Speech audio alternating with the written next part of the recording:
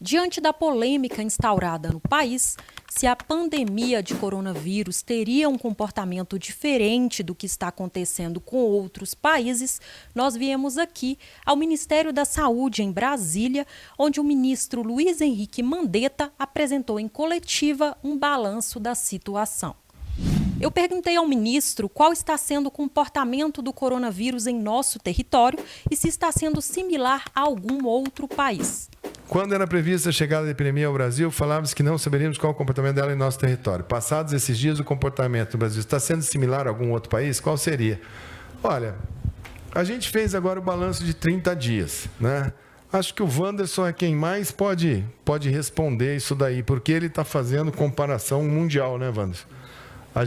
É difícil, por exemplo, a gente comparar Brasil com Itália. Comparar Lé com Cré. Nossos números de idosos, 14%. Itália, quase 30% de idoso. Idoso, eu estou falando de 60 anos para cima, né? Aí depois a segunda faixa etária, a Itália vai lá para cima e o Brasil tem muito jovem. Então nós temos, aqui tem uma vantagem para nós. Europa e China, extremamente tabagista, extremamente fumante. Quer dizer, pulmão deles, bem mais baleado. Você fez aquele quadro, né?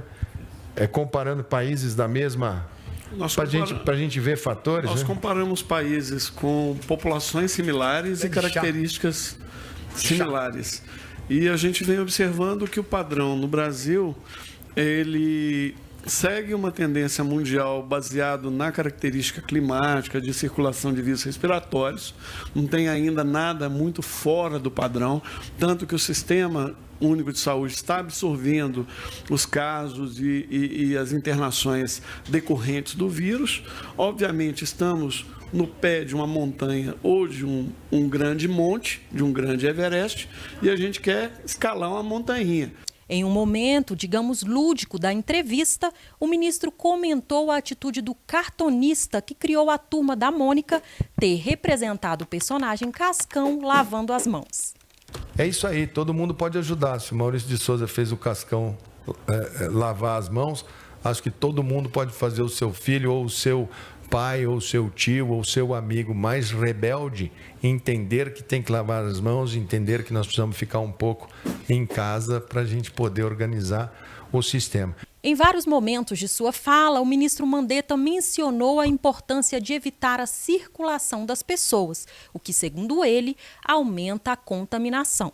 Ele advertiu, por exemplo, que deixar os jovens frequentar as aulas pode ser muito perigoso, pois ao voltar para casa, ele acaba levando vírus e contaminando outras pessoas da família.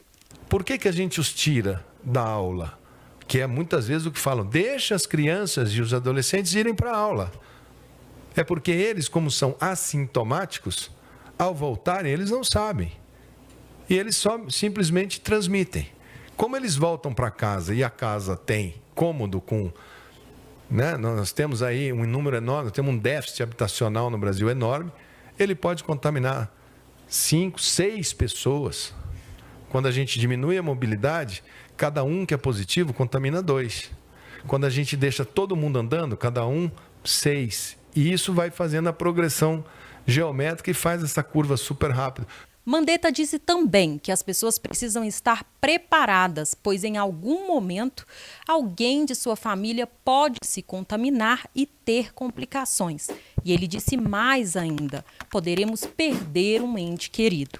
Nós vamos contaminar, todos nós teremos pessoas da nossa família que tiveram complicações, alguns vão perder seus entes queridos. Vamos ter isso? Vamos ter isso. O problema é em que intervalo de tempo que isso vai acontecer. Ainda sobre a quarentena, o ministro disse que ela se faz necessária sim, mas que o Ministério da Saúde está trabalhando em sintonia com o Ministério da Economia, para que as duas coisas, o cuidado com a saúde e a manutenção das condições de sobrevivência do indivíduo, sejam garantidas. A saúde não é uma ilha. Não existe ilha chamada saúde. A economia é, sim, muito importante para a saúde. Nós colocamos em discussão como são essas quarentenas, o que liberar, o que fazer para as pessoas terem mobilidade, porque a última vez que foi usado quarentena no Brasil foi em 1917, na gripe espanhola. Ninguém tem esse parâmetro. Não é uma questão de apontar o dedo para o governador A, B ou C, prefeito A, B ou C. Estão todos com uma arma na mão, falando, a Organização Mundial da Saúde manda eu fazer isso, faz, e não pensa, muitas vezes, que isso é uma medida que tem que ser muito bem elaborada. Tem que garantir alimento nessas comunidades, a pessoa não consegue ficar na casa dela, a geladeira fica vazia, o estômago fica vazio. Ele pode sair dali para entrar na casa de alguém, para forçar um supermercado, uma coisa. E se a gente não tiver uma logística, como é que a gente vai chegar com alimento no supermercado? Às vezes a pessoa pode ter o recurso, mas não tem, a mercadoria não chegou, porque parou tudo. Então, nós vamos colocar, sim, alguns critérios, porque são critérios necessários.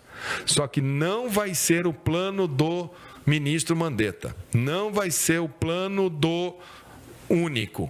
Ou seja, mesmo combatendo a doença, é necessário manter funcionando os supermercados, os meios de transportes e outros, e fornecer ao brasileiro condição de sustento. De acordo com o levantamento atualizado hoje, o Brasil tem 114 mortes provocadas pelo coronavírus. A letalidade da doença no país está de 2,8%. São 3.904 casos confirmados. A maioria, quase 60%, se concentra na região sudeste. Já o norte do país tem em torno de 5% dos casos e é a área menos afetada pela doença. Nas últimas 24 horas, um aumento de 487 casos e 22 mortes. Eu sou Brenda Cola e me despeço de você daqui do Ministério da Saúde em Brasília. Um bom domingo e até segunda. Locks.